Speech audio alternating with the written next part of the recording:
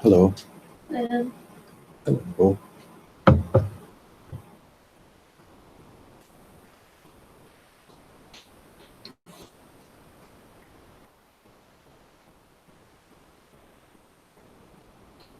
Mr. Lowe will not be joining us this evening. will not be joining us. That's right. Did he make an announcement that he would not be joining? I mean, what? Yes, he. You know how the meetup thing goes.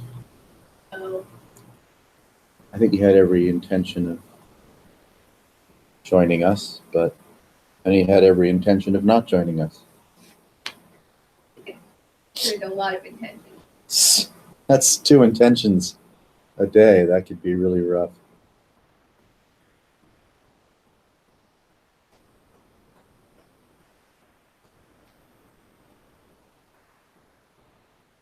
Maybe he'll come into the chat room.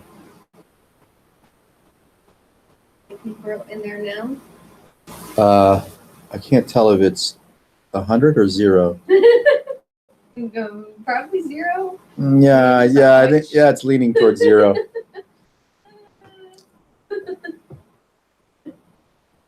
Unless it was like minus 100. like 100 people said they weren't going to be able to make it. that would make more sense.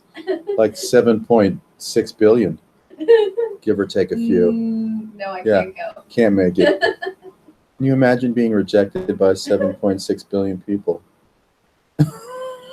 Or adored either way. We're not going to make it, okay? All right. Listen, I understand you're all busy. Listen, nobody wants to hang out with you. Yeah. One person on the planet is interested. Someone's there. There's a viewer.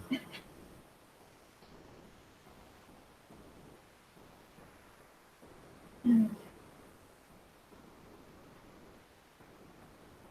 play to your audience. If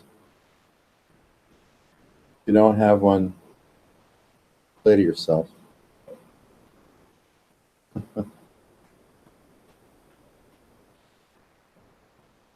Oh, they're gone.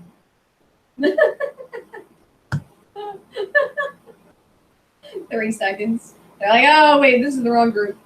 I don't want to be here.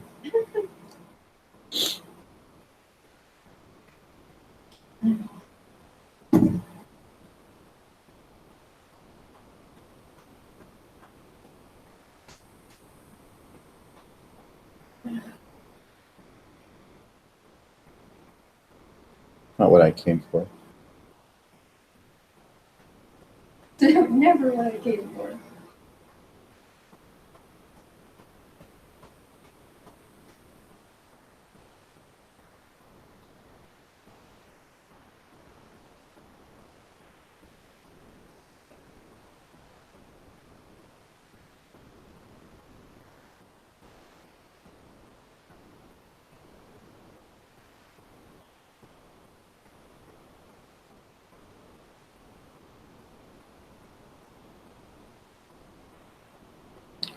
I was on this Zoom call the other day. Robert Saltzman is his name. Geez, you have no, there's no anonymity in this group, huh? You just blurt out people's names. Well, he's a public figure. Oh. Yeah. Okay. I mean, okay, so you were on his Zoom meetup. I was on his Zoom meetup. Yeah. I see. Yeah. Who these people are. Well. Robert Saltzman. Yeah. He's an enlightened former photographer. Well, I guess he's still a photographer, but perhaps that's not his principal way to make a living any longer. No, because he doesn't make a living as a photographer. Yeah. I don't think he does weddings and bar mitzvahs.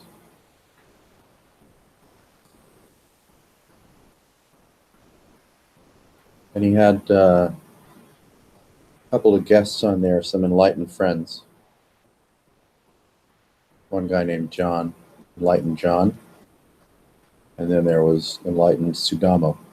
So he determined these people were enlightened and could be friends on these calls or something? Yeah, he knows them.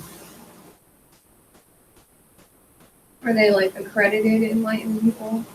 I mean, they should probably be accredited. By the Enlightenment Accreditation Board. They have a light workers accredited. Oh, are they light workers? Well, No, I'm kidding. I mean, Yeah. the whole thing is so ridiculous. I know. I'm like, what accredited light worker? Yeah. Well, I'd like to be one of those. I mean, I am a Universalist Life Church minister. I'm Rev. That's accredited. You could join their group. Oh, yeah. So, Sudamo, Damo. That's the best name ever. No Sudamo- wonder he's enlightened. Sudamo Bhikkhu. He's a, you know, he wears robes. Well. He could be a, He's got the best name. yeah, definitely. And he lives in Thailand. So it was fun. It was an international Zoom meeting. Switzerland, Mexico, US, Thailand, maybe some folks from Europe. There was Worldly enlightened meeting. there was an Indian gentleman on there too. He was fun. That's He a wanted- nice change from he- our white bread Oh yeah, incestuous definitely. meeting. He wanted to be counted as enlightened. And so during the call, he, you know, let everyone know that he had stopped seeking. So he was self-qualifying. Well, what else do you? I mean, who is? What's the point of having Where's the accredited? only three enlightened people on the call if you could have four? Who's the accrediting body of certifier? I mean, what? I don't know. I think Trump may have closed that department, you know, for budgetary reasons. So No, this, keep that. Get rid of art, but keep them online. so Sudamo responded to a question from, I think, an Italian fellow who confessed that he still uses cigarettes and alcohol. What And a that, horrible, I mean, horrible I was like, what am I doing on this call? What kind of enlightened group is this? Someone uses cigarettes and alcohol? loser. Oh, I man. would never do anything like that. So he asked Sudamo, and he used the word discipline. You know, this Sudamo is at least portrays himself as a renunciate, you know, Buddhist monk. Don't know what he really is. But. Doesn't drink, doesn't smoke. I mean, what are his bizarre? So Sudamo is a very, he's an aroused guy. I mean, according to the group, you know, he is in possession of a certain enviable understanding. So he went on this, you know, candid rant about the mind. And, you know, it was like hearing Nisargadatta speak through the emphatic voice of a non-Asian Buddhist monk. And I was like, that's interesting. You know, usually that kind of non-dual ranting is something Hindus are allowed to do, but Buddhists don't do that, really. But it was getting on my nerves. Not because it wasn't true. It didn't matter whether it was true or not. It was that he kind of lost, well, he lost me because he was, you know, like you can get self-absorbed on his rant. So it wasn't my call, but for whatever reason, I unmuted my mic and I just said, all right, that's it. Hold on a minute. Oh, I'm so surprised. I said, you know, I appreciate your being excited about this, but, you know, you're kind of ranting in our face. Can you dial it back a little bit? Hijack your call. Well, That's awesome. we were all on the call together. You know, Well,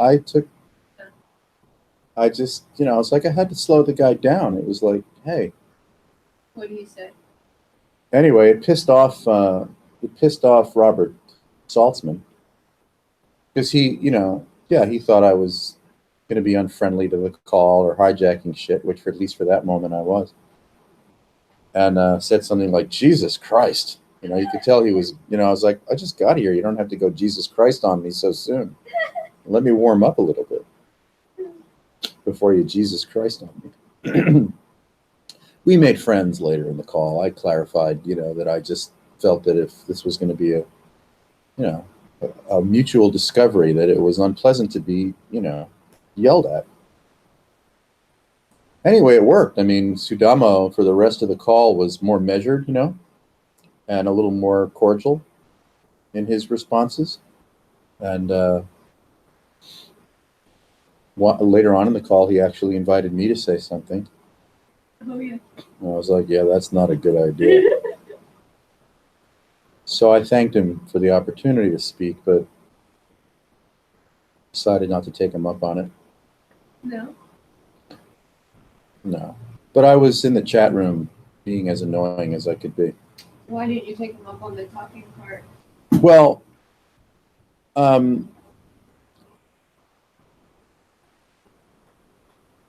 he just hopeless?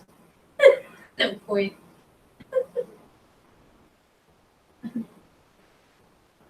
well, because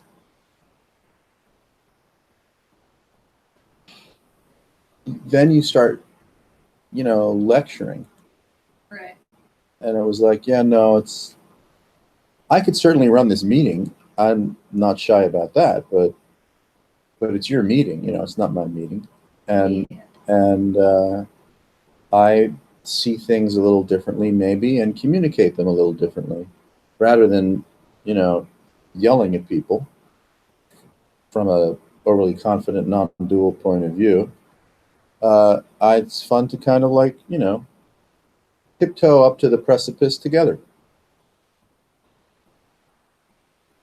Yeah, they're not accustomed to that sort of thing, so they just throw the ball back in your court. Like, I'm the leader now. I'm giving you an opportunity to be the leader. It's like Something no. like that. Yeah, and Saltzman himself, he kind of does that. I mean, he's more gentle in his approach, and not so, emboldened. And his other friend John is an older gentleman, senior citizen. He looks like Mr. Natural, birthplace. He's white beard, white hair, and he mumbles and says arcane shit about shit in a quiet voice with his eyes cast down. So he has to be enlightened because he's so shy and unintelligible.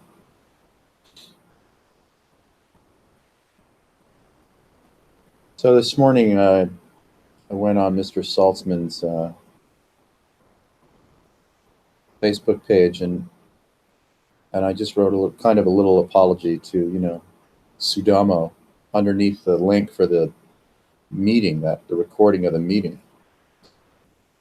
Anyway, Beth tells me that I was edited out of the meeting, out of the recording.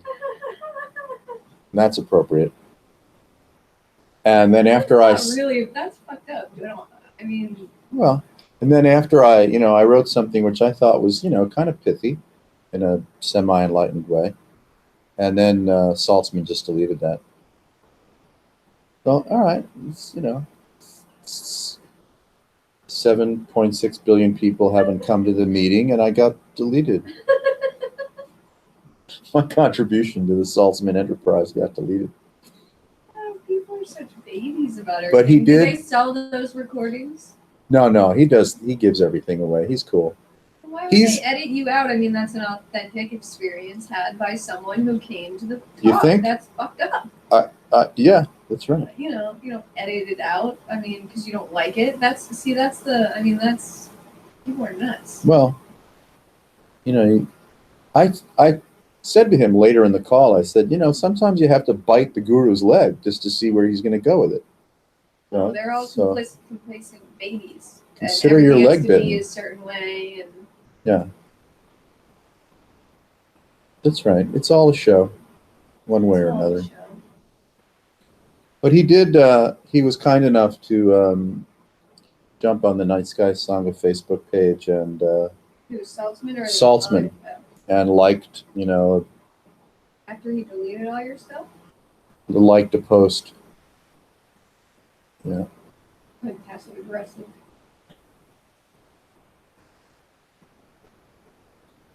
Well, I mean, it was very kind of him, to cross-pollinate and put his stamp of liking approval on my, modest and virtually unknown Facebook page.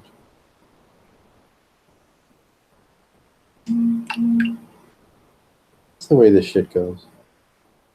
Pretty dog eat dog out there in the Enlightenment world.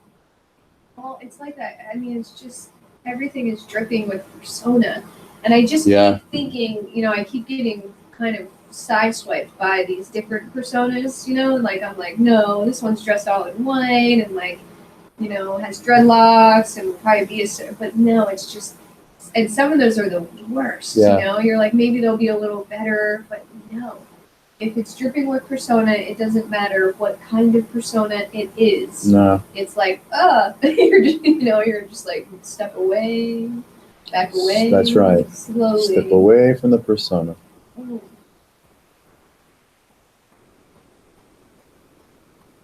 Yeah. Yeah, it's nice not to have any credentials or lineage or pretend that you're aligned with a thing. I mean, it's all just becomes performance. And then, I mean, it's bizarre. Like, I just went and watched a show, and like there was a performers, but they were getting on and off the stage. So there was a couple of different bands. So you got to see the performer and the audience, Oh, yeah. which you don't always get to see. Mm-hmm. And when they got off the stage, it was fun. I mean, they had like a certain little off the stage stick they did, but Yeah. they didn't quite, the performance, it's like you could see it just so clearly the separation of the persona, Right. the performance, and then not quite sure what to do in the audience part, but the performance didn't follow them. That Right. personality was like completely different in the audience side.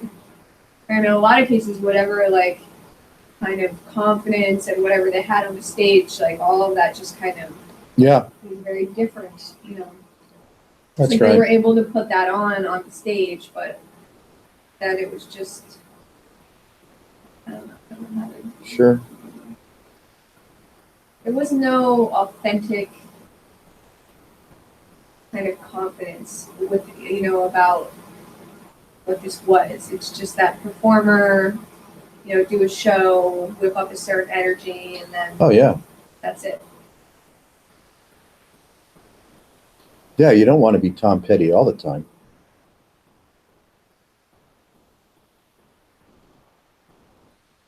Unless you're Tom Petty. And I'm sure he even had a problem with it. Do you like drugs? It's hard to be yourself or someone all the time.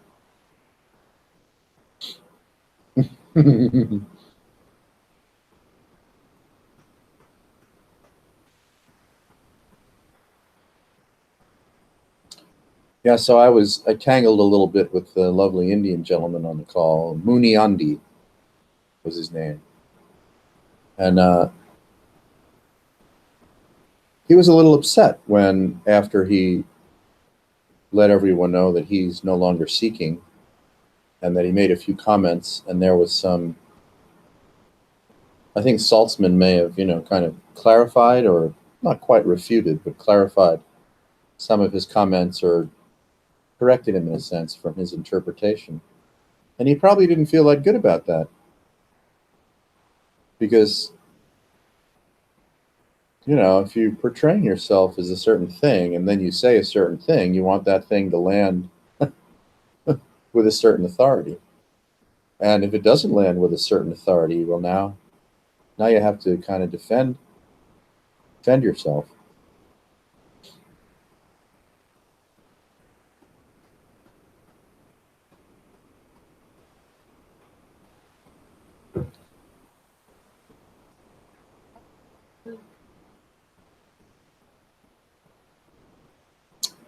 Yeah, I stopped seeking, and now I just enjoy whatever there is. All right.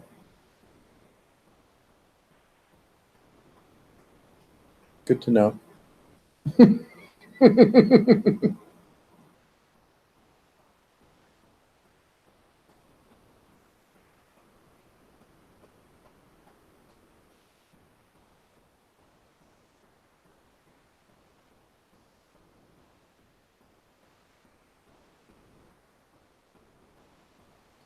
You know, you want to be in possession of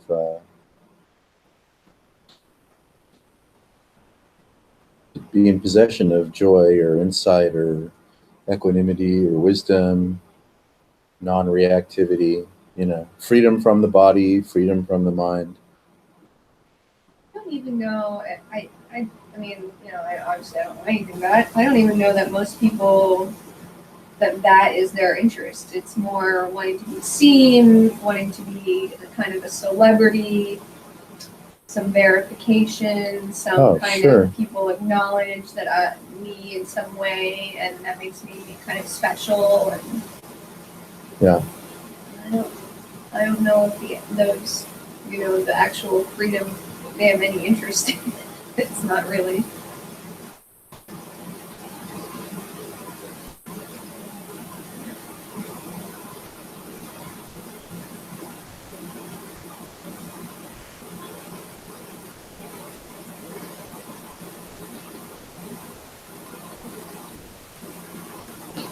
It's kind of like if you're experiencing whatever you're experiencing in too tangible a way,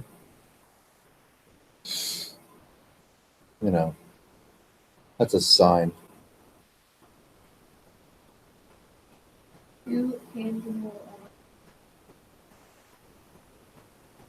Well, if you're like if you believe your mind or your mood or your sensation or the story, If you're just taking yourself seriously at yeah, times. yeah, you know, if you're insisting on the tangible nature of present experience, yeah, you're a sucker. You know, you're a sucker for suffering.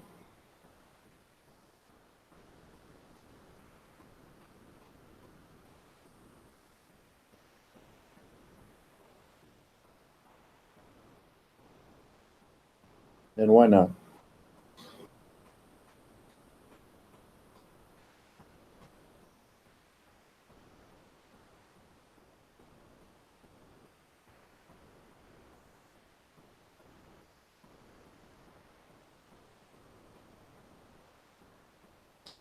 Now, if the habit of narrative association and orientation quiets down enough or relaxes enough,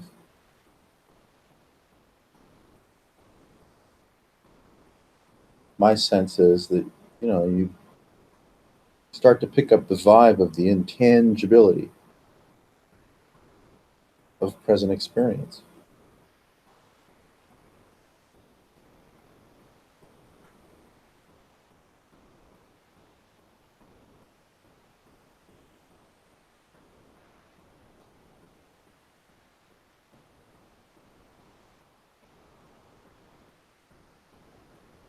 And the streaming nature of orientation and thinking and association, and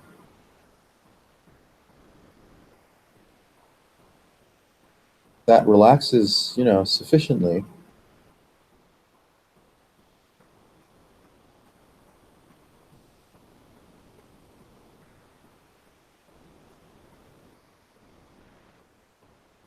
And you don't really have an orientation.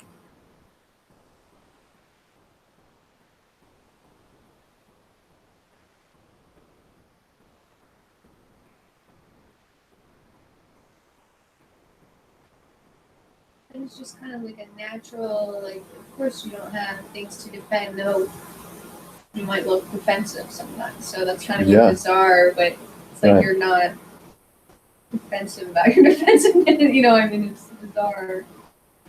But you know, if you don't have any real solid orientation.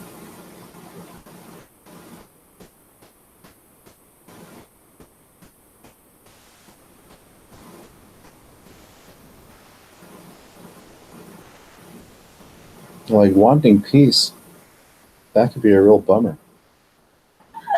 Things are going pretty well. I think, any day now. Yeah, the wanting, of whatever it is, wanting whatever you're wanting. The wanting, the craving it's already too much. Craving is already too much. And craving it's not that there's an I that craves. Craving is the I.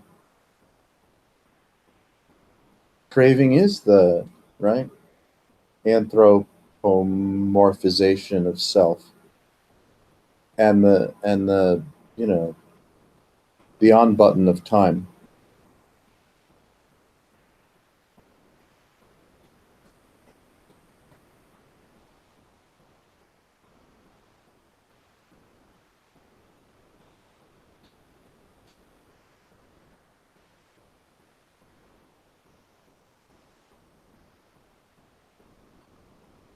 A mind that conjures a sense of self in time or place, in context, that's unhappy. Instantly unhappy. It's instantly irritated.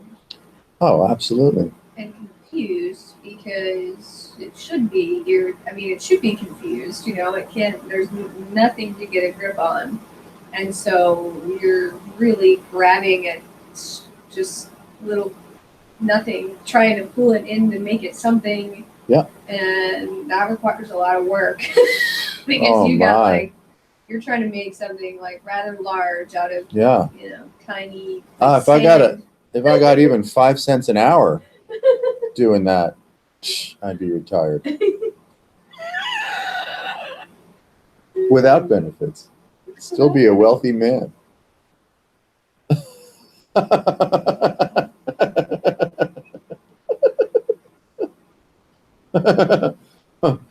So whatever this is, this malaise, uninvited malaise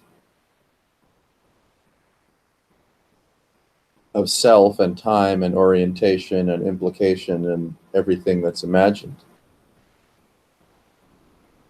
that sets the tone. Then we want interventions to be relieved of that malaise.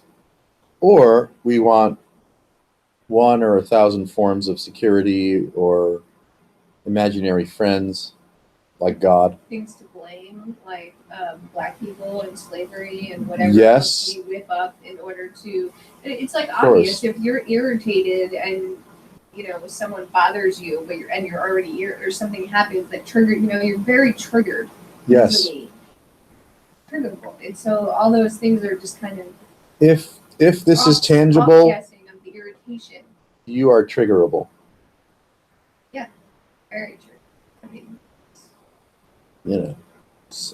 Even a guru will mutter under their breath, "Jesus Christ." Just waiting for a feather to come by. Really, just a little feather, and it sets the whole thing in motion. Yeah, jeez, he does it.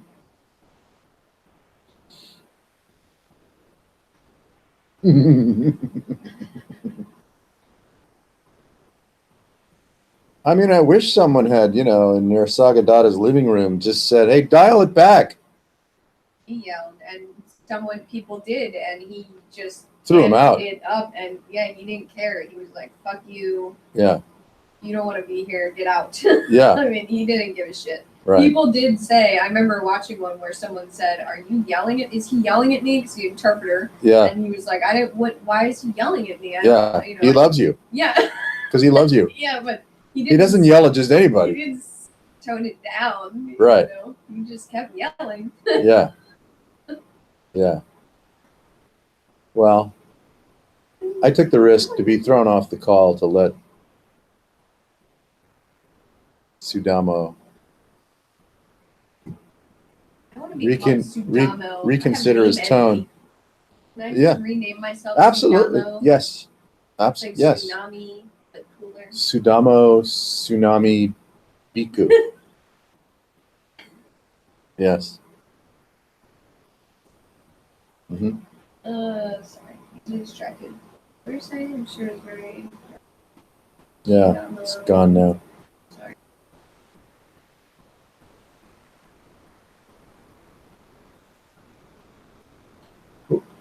You know, one is understandably full to the brim and overflowing with the history of orientation, the history of the imagination of oneself. Man, that's gotta suck. Well, now it's all documented and online, you know, because it's all on Facebook for most people. When you have it, it's like more solid. You know what I mean? 'Cause it's- Sure. Before you could kind of easily be like, no, that didn't that. They're like, no, let me direct you to 2010 when this picture, you know. Yeah, that's right. Yeah, the amplification of, you know, the internet record, the Akashic record of the internet. So whatever you've tweeted or commented on or emailed or anything, you know. And it's crazy because you can be like, I have no relation to that person, that self, or that person. But if I Google search my name, sometimes I'm like, oh, you know, that's Yeah. not even me. I don't even know that person, but it's still there. There's still weird shit that just hangs out there. Yeah. Well, there's, you know, there's the archive in the so-called published record of the internet, and then there's the archive in one's own mind. Right, but that seems to make it more, or it's just amped up right now. It seems very amped up. It's constant pictures put on Facebook, you know, show myself and make sure I'm relevant and real time. Everyone Sure. knows what I'm doing, you know. Yeah. It's, yeah. Yes.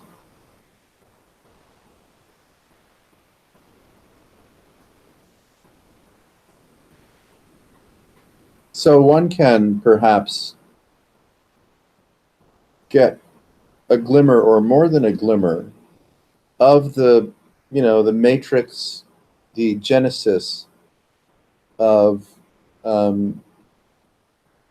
orientation, the Akashic record of oneself, the imagination of past experience, including the wounds and disappointments and the wins and the shame and the, you know, whatever we got, the good and bad days. Yeah, because it's all mostly like dependent seemingly on how you feel in the moment. And so that's fun, you know what I mean? It's not, it's just, Yeah, the history, one's personal history and orientation, prior experience, percolates out of nowhere and appears to be, you know, defining. Or strangely, more strangely perhaps, is that we want and need it to be defining.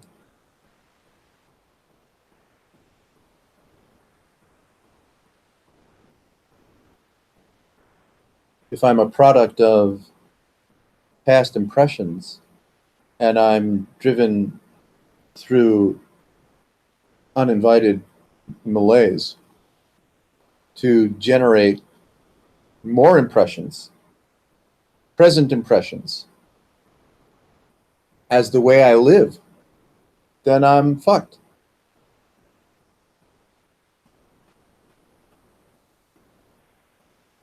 It, you know, it's the fundamental codependency with consciousness. Thirsty, insatiably thirsty for impressions.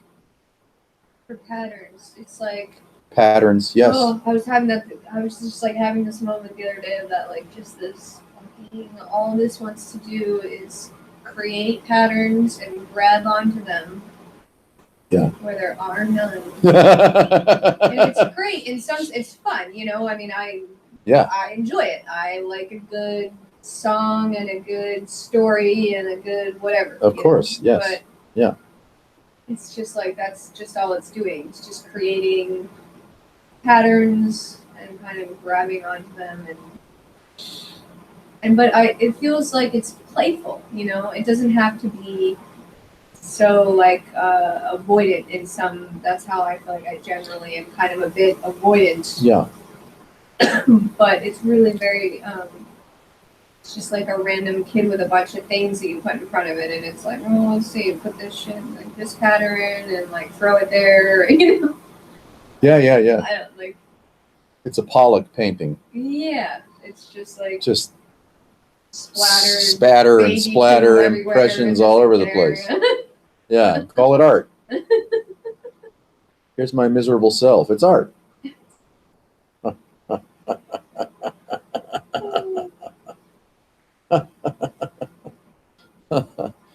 That could be, is my bias, you know, that it is useful to see the engine, the geometry of impressions.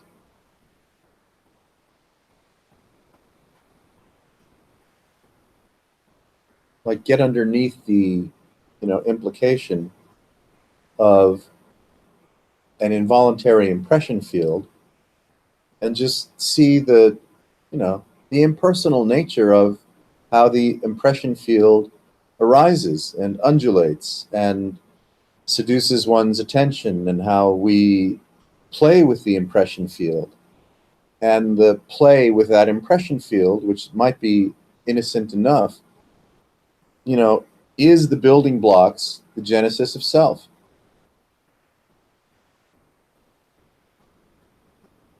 Because then the like and the dislike, the attraction, the aversion, the accumulation or the refusal of what appears in the impression field is self, is, the pressure, performance pressure of whatever experiencing might be.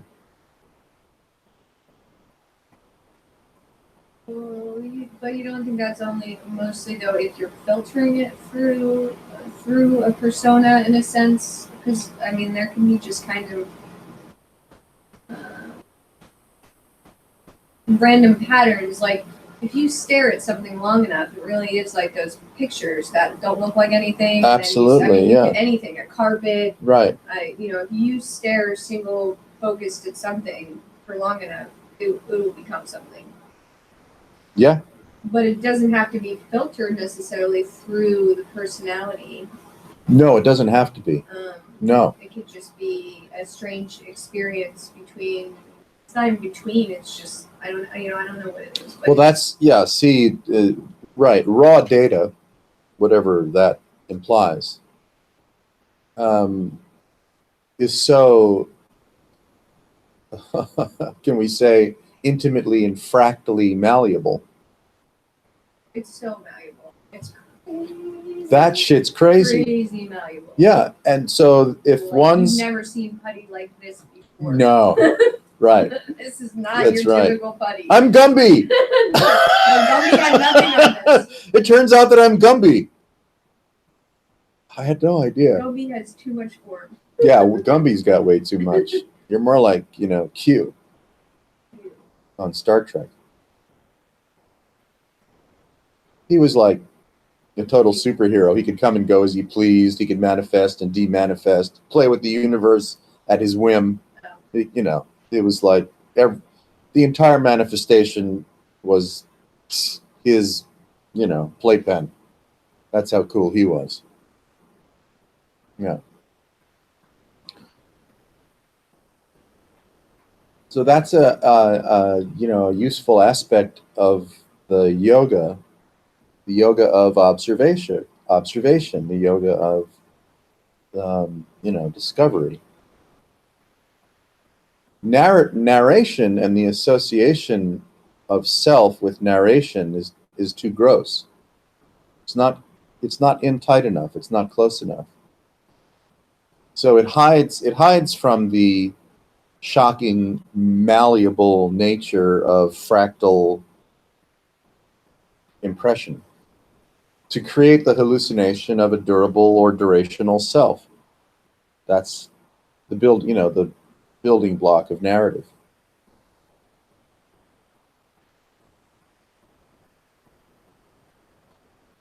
whatever attention it is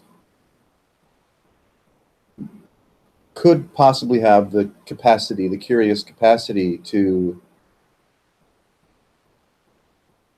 hard to, put into words or describe too clearly, but become so intimate with the malleability of the impression field before narration gets in the way. And now, you're on an LSD bender. Without the LSD, yeah. You're on an LSD bender without the LSD. You trip out with Yeah. Once the illusion the of most boring.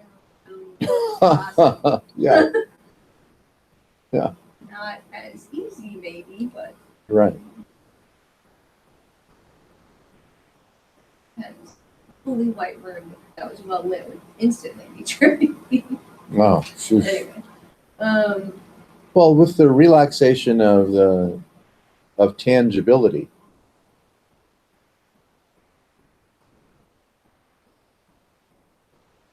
attention rather than being accusatory through narrative and association and implication and psychological time, attention gets quieter and quieter, and quieter and quieter.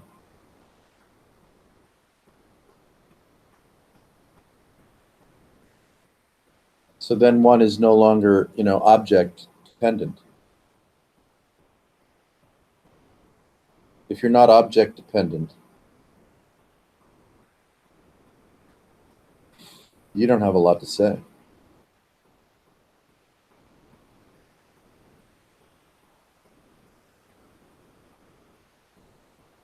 we're not in my search of objects. It's definitely not in a kind of ropey way. I don't know how else to say that, but like a needy. And so they're free to appear and come and go, however. Yeah. But it's a lot like looser and playful. And Well, yeah, I mean, Paul Hederman uses that traveling lighter phrase, right, for good reason. The action figure, it's not taking the its own apparitional appearance all that seriously.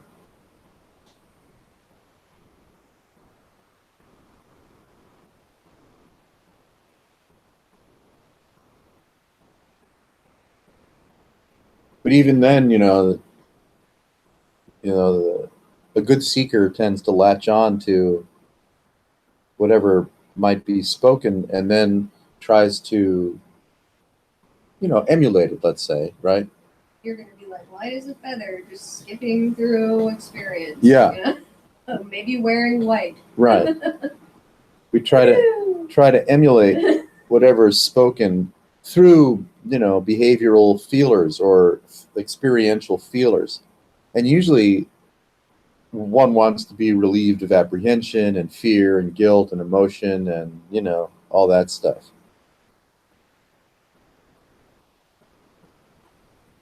But still remain, somehow cogent, tangible.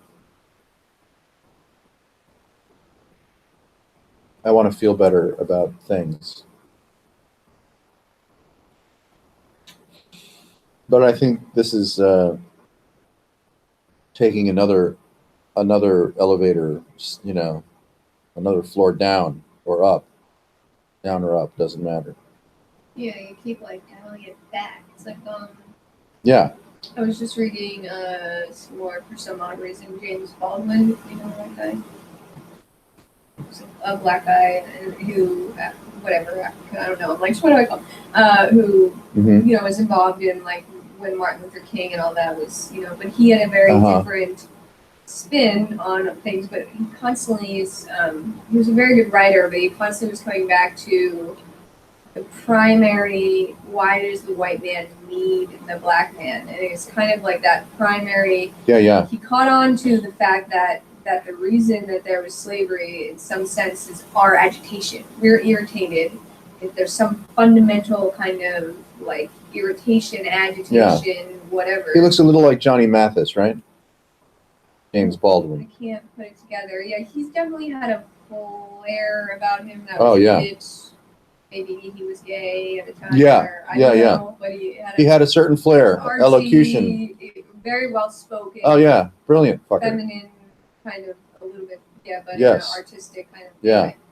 But he just didn't take it. You know what I mean? It's like he you just didn't take it far enough. Like, what's causing that? He didn't quite know. He right. was kind of asking the question, but Yeah. it's like that Right. self-absorbed narcissistic psychosis. You know, you have to get Yeah. under that kind of. Right. It just wants to keep reinventing itself. Yes. I mean, he was exploring, you know, the tragedy of racism and enslavement through a certain lens, which was a very, you know, I mean, it was a provocative and remarkable and enlightening lens. Yeah, he was very involved for a while as a Yeah. minister and had a bunch of bizarre experiences and whatever. But I think Right. he was just investigating his experience and Yeah. you know, coming up with these things, but it just didn't take it quite. The holodeck was Yeah. a little bit. He didn't go. He didn't go as far as Muji. No, didn't quite.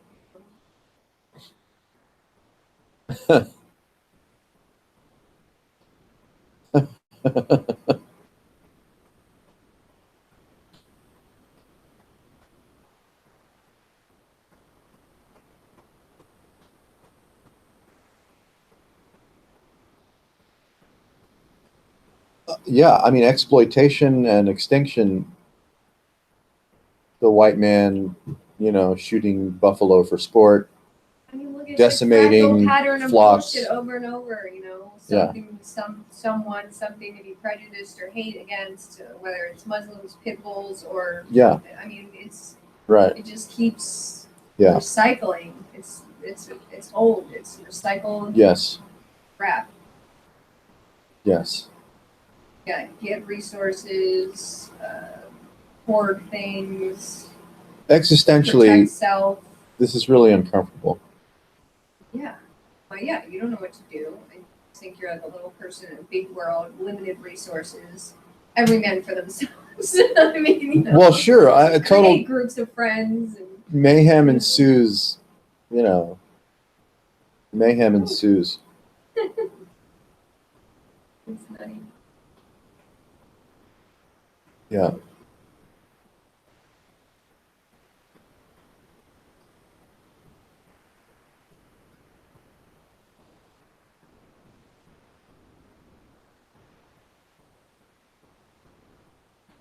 Well, the one of these articles I was reading on you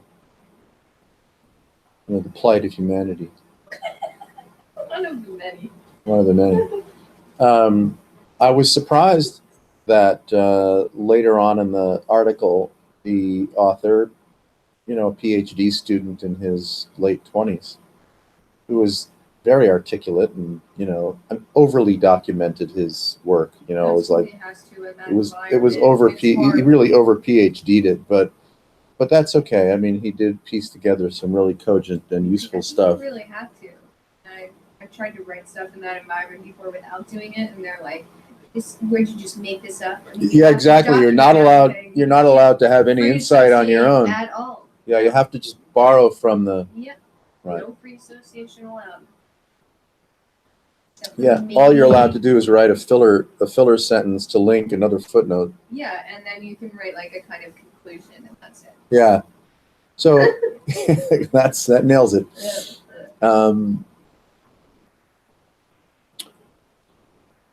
So he was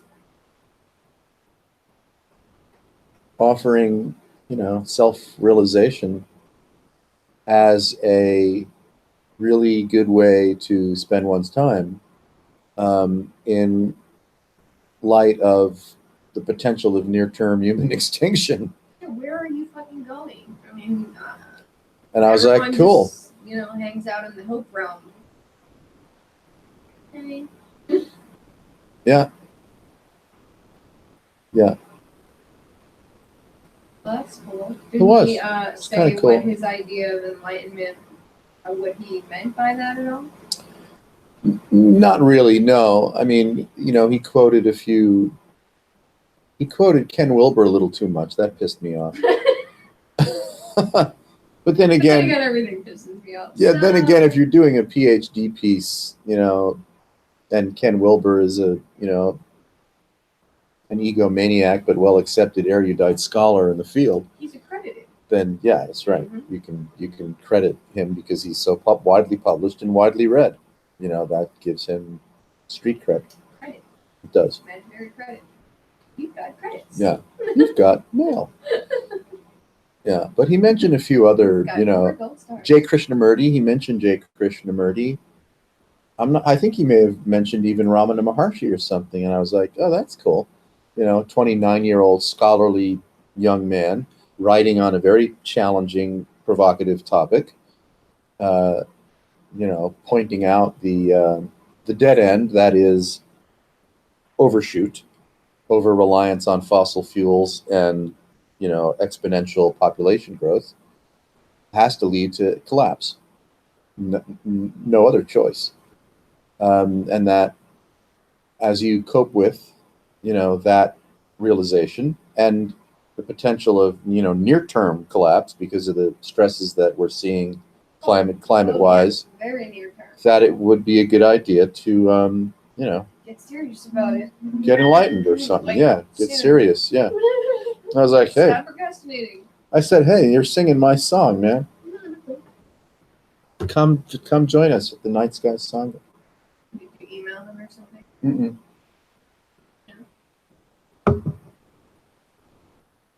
Don't know. Wasn't my cup of tea, I guess. A minute ago, what is your cup of tea? Come on. Well, I like reading about it. I don't necessarily want to be Dog friends with the guy. Yeah. I don't have any credentials. He was just... Yeah, it's difficult in that environment. I mean, in all environments where they want accredited. I was just on the Lightworkers Accredited Association. Oh, I want to join It's that. like a group of people, but you have to be accredited By whom? to go on there. The Lightworkers Association. How do you get it? Accredited. I don't know. There's. What do you have to do? And you have to, go through their process. And Oh, all right. I don't know, right? It's all make believe, weird. It's all make-believe. Tribal bullshit groups of people who Yeah. think that oh, this has to be vetted to whatever imaginary, thing we Yeah. have. And the educational system is like the worst with that. I mean, it has to be in line with our philosophy to some extent, even though we pretend to be really open, we're not. Jeez, I've heard that before. We're not at all.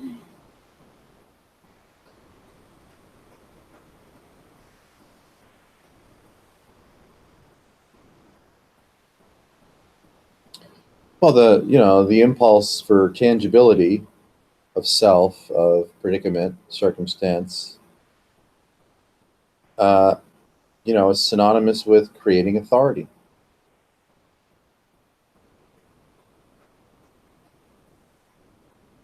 Yeah, I like that. The dude you sent out, I don't remember his name, but I haven't gotten through all of it, but some of it, and he was pointing out, the general malaise of how bad and how deep the propaganda is, Yes. and also, trying to get under this kind of, like, he was also doing the same, like, showing how you just keep ending back up in the little system, even though you think you're out, and you just keep going right back in, because you don't get how far, Oh boy. like, how deep in it is. Yeah.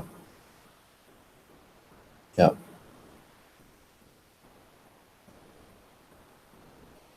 And he also said he got attacked from people, university, or, Sure. no longer.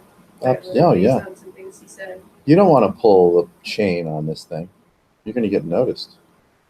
If you're in, academia or something like that, and you start pulling the chain. I don't know how Alan Watts got away with it. And he did. But yeah, he was friendly, and I mean, he wasn't.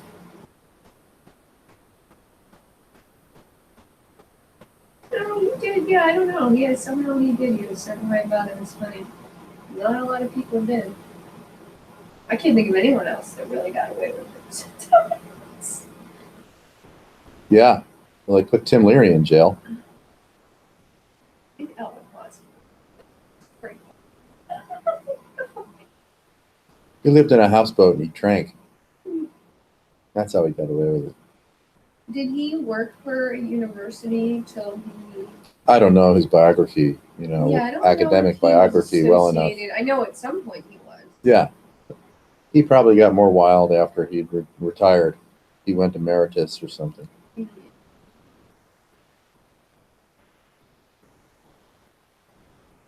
Well, he still played somewhat of a philosophical role. Yeah.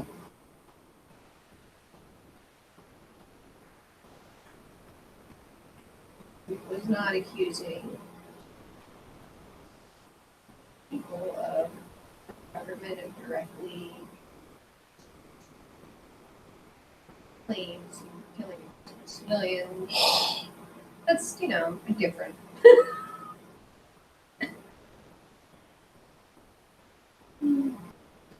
This is out of control. Different. It used to be in control. Now it's out of control. Well, the amplification power of internet, the instant communication for written and video and whatever, changes the telepathic capacity of the species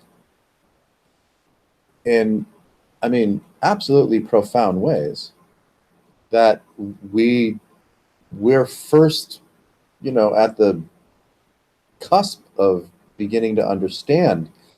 And the people that work on it 24/7, like Amazon and Google and Apple and, whomever, Facebook, they're working these algorithms 24/7 with, thousands and hundreds of thousands of people on staff. And they still don't know what the fuck they're doing under the radar. Right. They don't know. So they're leveraging, obviously to great financial success, their remarkable power over the medium that is, social media or internet, telepathy. Before the internet, proliferated, what was the means of, communication and consensus? Like the alt-right, let's say. Take the alt-right or some other, things that are kind of unpleasant. How would they communicate with each other before the internet? Well, newsletters that had to be Underground little clubs. mailed. Yeah. Before the internet, Pamphlets shit had to you be handed on mailed. through word of mouth. Pamphlets, you meet at Panera Friends to that talk you about ran white to. supremacy. So it's really hard to get a lot of momentum when you're kind of a disparate fringe of, angry haters that want to decimate everyone that's not you. But then you empower this dispersed fringe with instant communication. Right? Now it mushrooms into being. The consensus reality becomes, profound instantaneously. And of course, so should it be for, call it progressive intentions. But then it seems like initially that was the case, but now it just seems so scattered. There's just too much. Everything just spins off into little fragments. Yes. So now it's like it needs to be defragged. Yes. It needs a big time defrag. The same, as above, so below, right? The same fractality that you can potentially perceive as one's mind becomes sensitively attuned to present experience.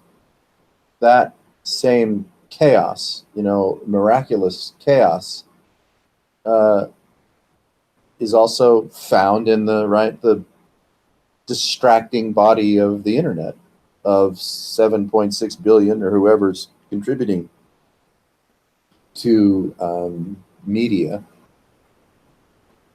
to have their own story. It's like everyone is this, Facebook kind of made everyone a celebrity, available to be, voyeuristically enjoyed across the world. Yeah, and YouTube. I mean, Yes. you don't need any. Get on there and Yeah. start talking. Yeah. And, talented people that know how to leverage, let's say, the medium of, YouTubes and everything else. Many of them have become, celebrities, wealthy, whatever. People have become celebrities just by having like a lot of Facebook. Yeah.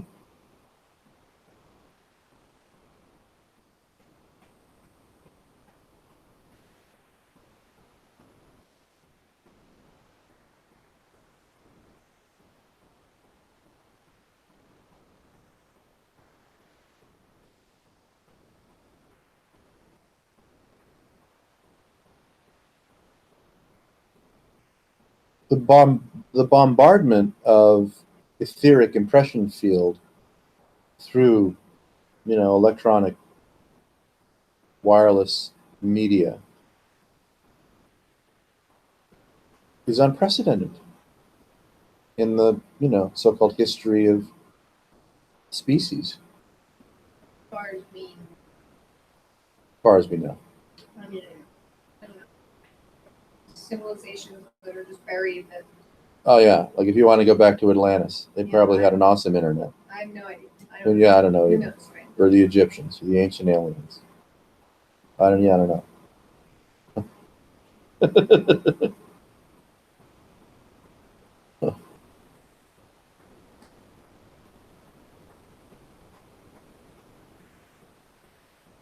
And the connection that is face to face,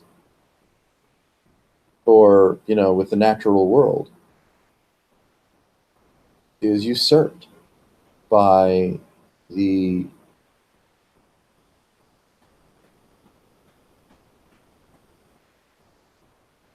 electronic communication. Yeah, no wonder, we're going more and more insane, more and more fractured and disenfranchised, and subject to, violation.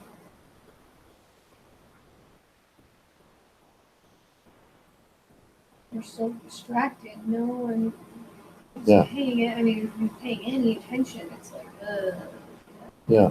There's just so it's Right. so distracted. Yeah. And the political, the corporations and the politicians and the whatever, clearly taking advantage of all that distraction to pursue agendas that are not life affirming. And there's not enough outrage. Certainly not enough serious protest. I mean, Yeah. Everybody likes their whatever spoiled white lifestyle, even if it's not that spoiled. It's just comfortable enough.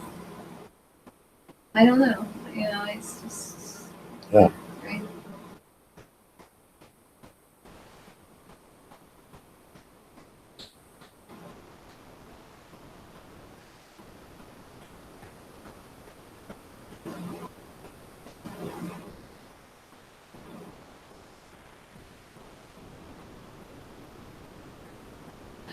The hunger for more impressions, or impressions to heal former impressions,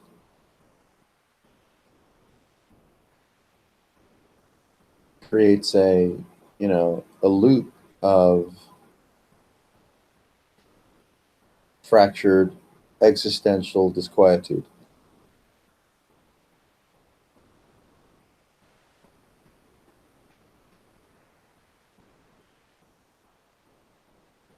weaning oneself from voracious pursuit of impressions, perhaps is counterintuitive.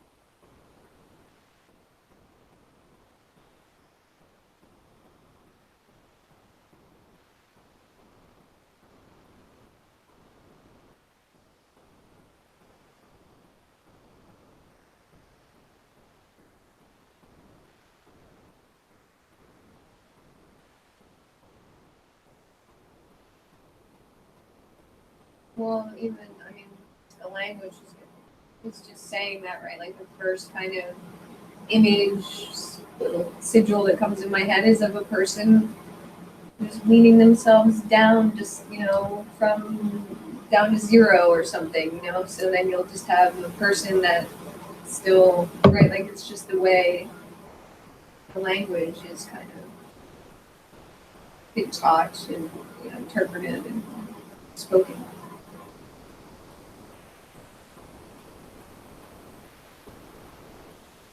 It's difficult. Doesn't have anything to do with that's different. I mean, it's like what? That's some scary shit.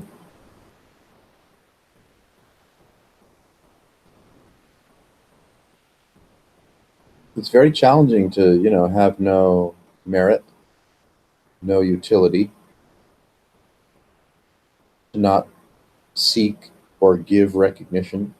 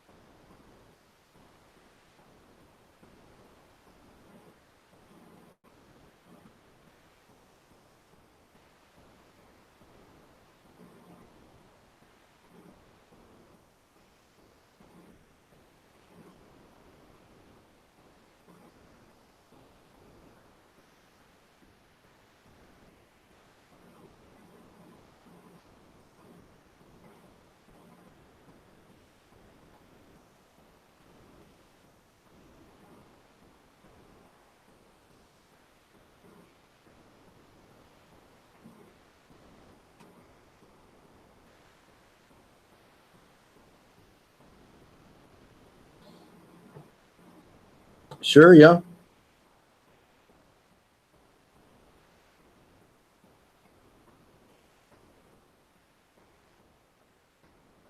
If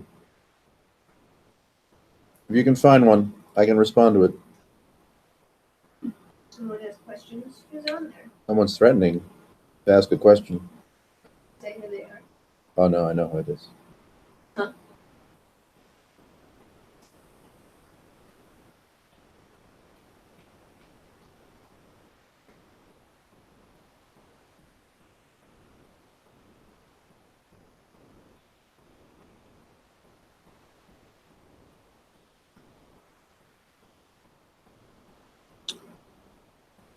The death of a spiritual mentor. Oh.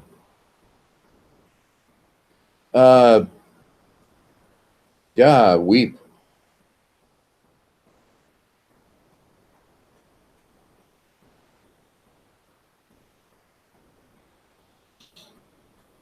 Yeah, weeping is good.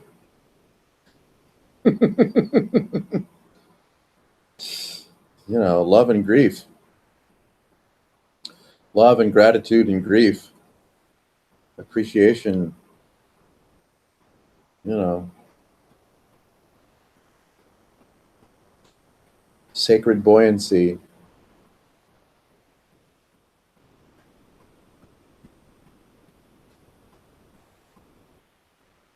You lose a friend like that.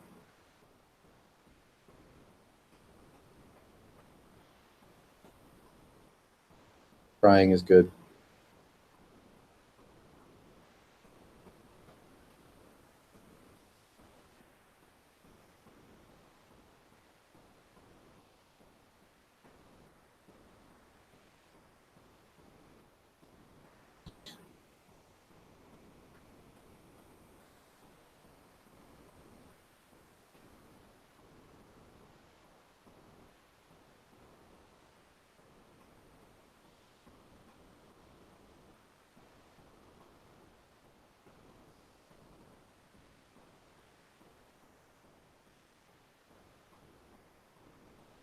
You, our whatever our identity might be, however much or little we think we have of one, uh, is inexorably, mysteriously tied or linked to the entire impression field of, humanity or consciousness.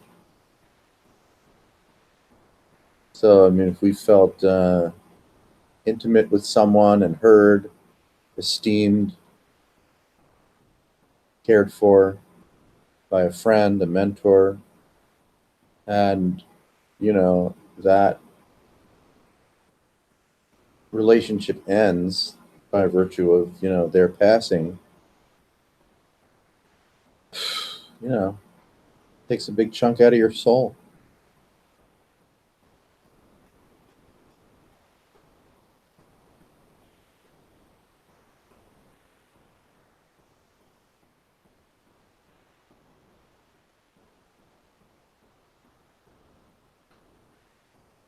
We're, we're buoyed by, maybe made out of to some extent, the richness of our impression field as a person, as a body, as a human, emotionally and sentimentally, and good times and not good times, and certainly, spiritual kinds of stuff can have a certain flair, or zing, depth to it that's really endearing.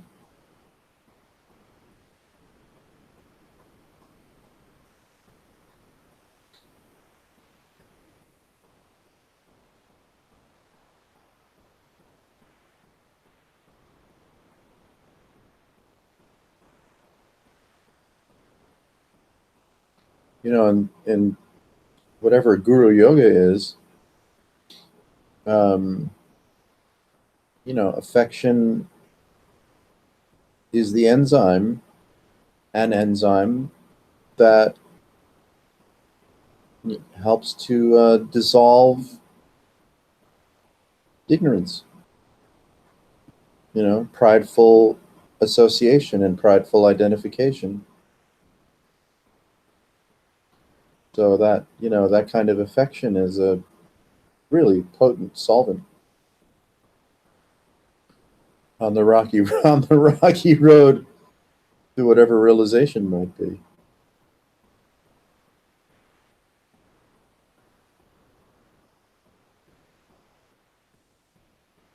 And certainly, loss of camaraderie,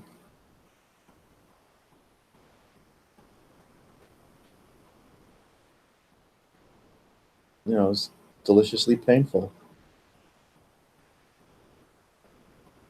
The grief is transmutative.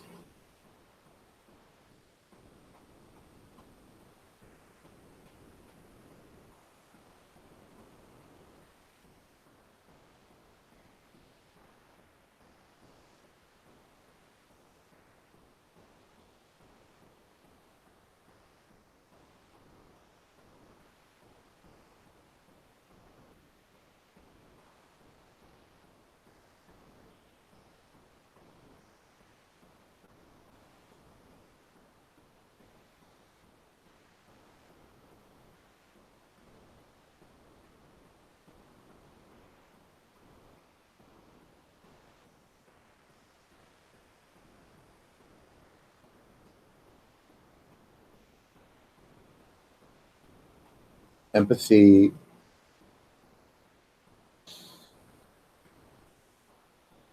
affection,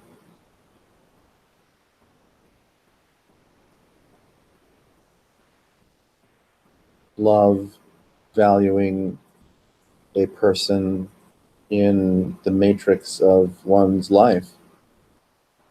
Um, you know, that's an awesome, awesome gift of living.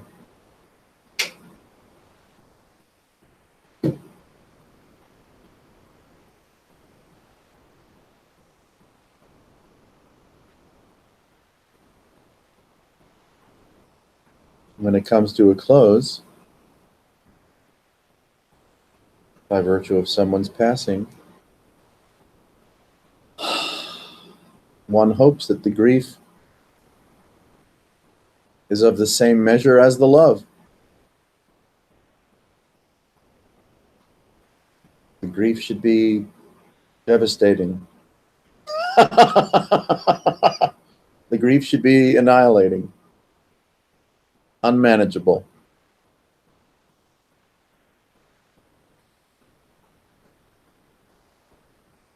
And that's a great sign that the relationship was a treasure.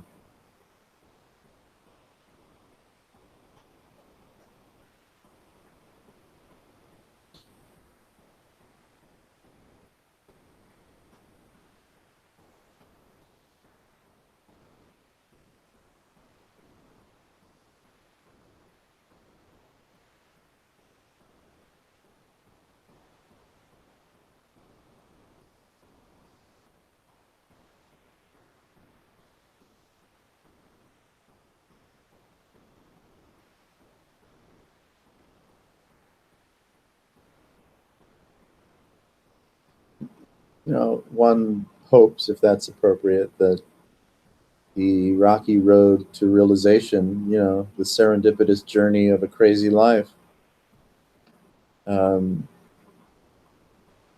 does not result in some kind of indifference.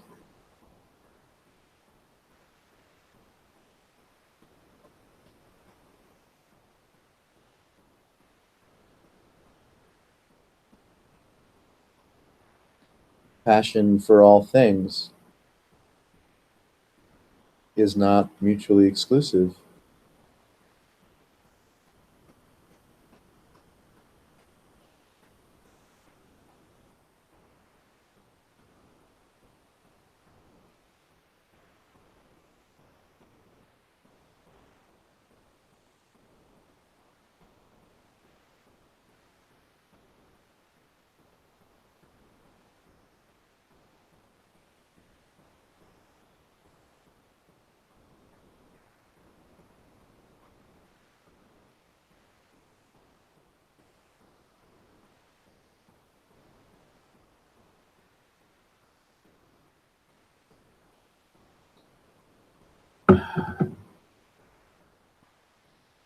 It's a great gift to feel.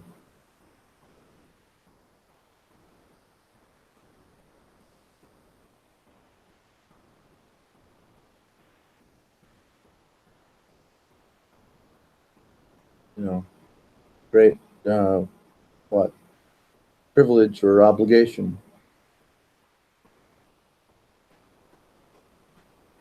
transcendent gift to feel.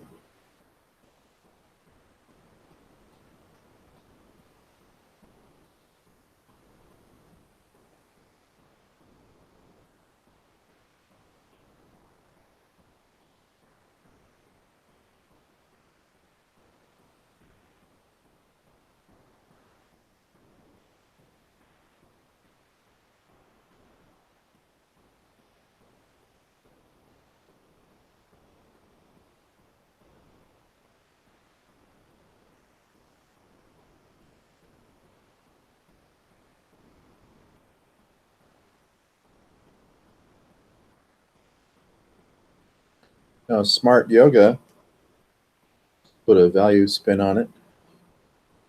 Smart yoga, would be to take all of the feeling, all of it, all of it, and use it as fuel for passion, fuel for seeing, fuel for discovery.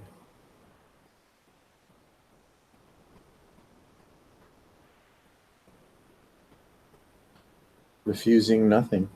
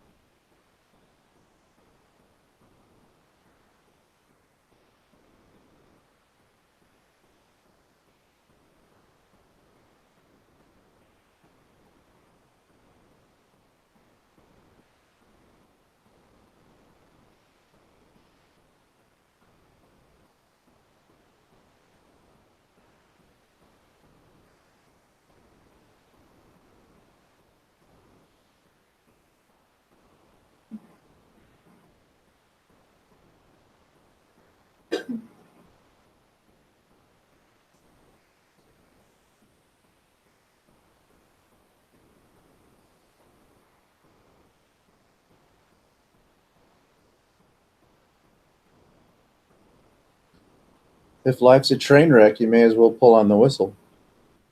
Choo choo.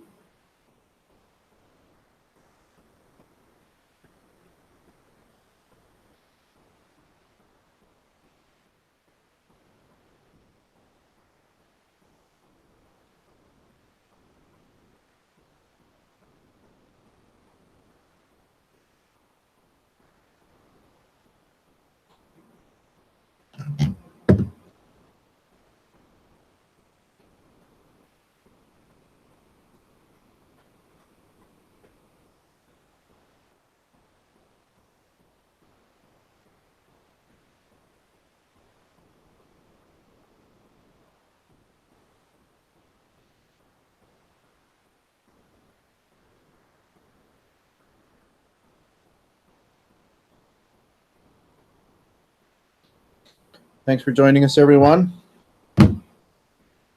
Appreciate your being here. See you next time.